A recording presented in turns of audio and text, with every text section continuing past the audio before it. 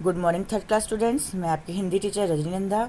Students, आज हम लोग हिंदी व्याकरण की बुक में, ये आपकी हिंदी व्याकरण की बुक है, उसका पाठ 1 भाषा समझेंगे। भाषा बेटा आपको पता है लैंग्वेज क्या है। जैसे कि हम बोलकर या लिखकर अपनी बात दूसरों को बताते हैं। हम सुनकर या पढ़कर दूसरों की बात समझते हैं। आप बोल के बताते हो मम्मी को, आपको कुछ चाहिए, ठीक है, या हमें लिखकर बताते हो।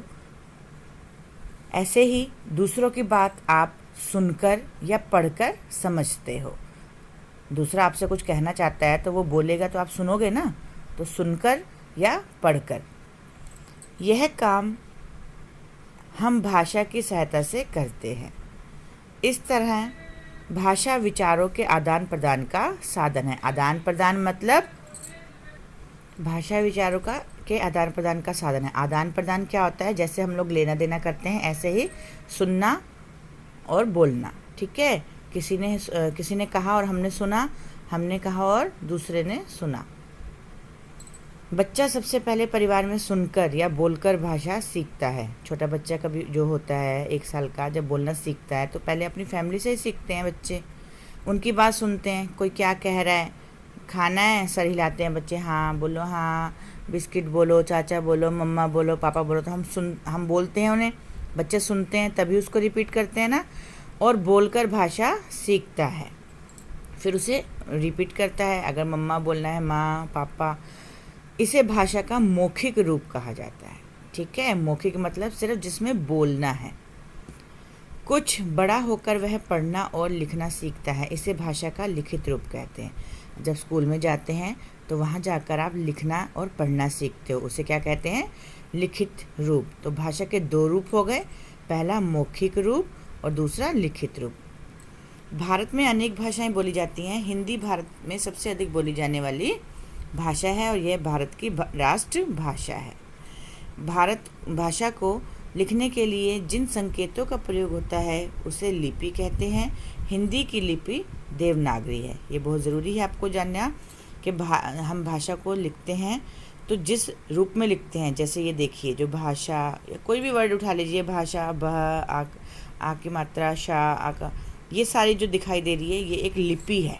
लिखने का ढंग है, चिन्ह है कुछ, ठीक है। कि काम लिखना है तो उसको कैसे लिखेंगे? फिक्स है, का, आ की मात्रा और म। तो इसी तरह से ये सारे क्या हैं? संकेत हैं। और एक भाषा है जिसे कौन सा नाम दिया गया है? देवनागरी लिपि। लिपि कहा जाता है ये सारी लैंग्वेज को, और ये देवनागरी है।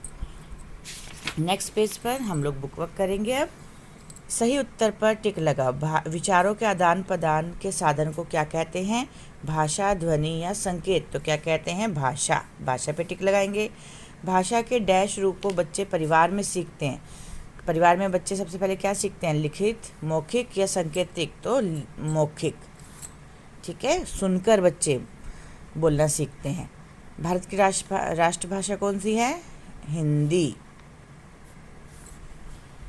कोष्टक में सही शब्द पर सही का निशान लगाना है। भाषा के लिखित रूप को हम परिवार या विद्यालय में सीखते हैं। लिखना कहाँ सीखते हैं हम? विद्यालय में, तो विद्यालय पे लगाएंगे। अंग्रेजी या हिंदी भारत में सबसे अधिक बोली जाने वाली भाषा है, तो कौन सी अधिक बोली जाने वाली भाषा है? हिंदी। हिंदी की लिपि अभी हमने बताया रोमन है या देवनागरी?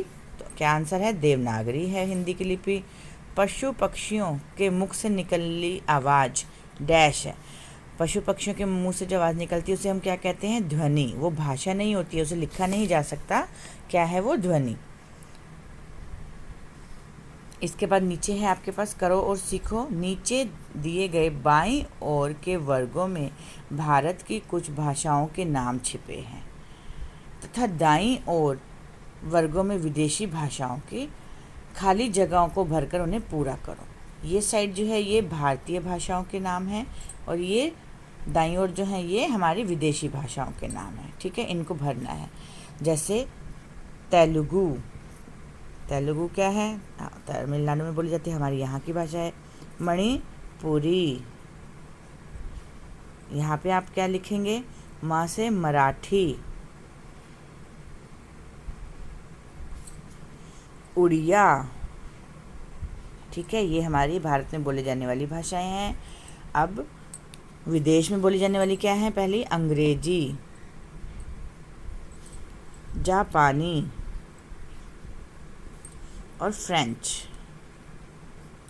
ठीक है बच्चों, तो ये आपको अपनी बुक में काम करना है और इस लेसन को एक बार पढ़ना है। Okay, thank you.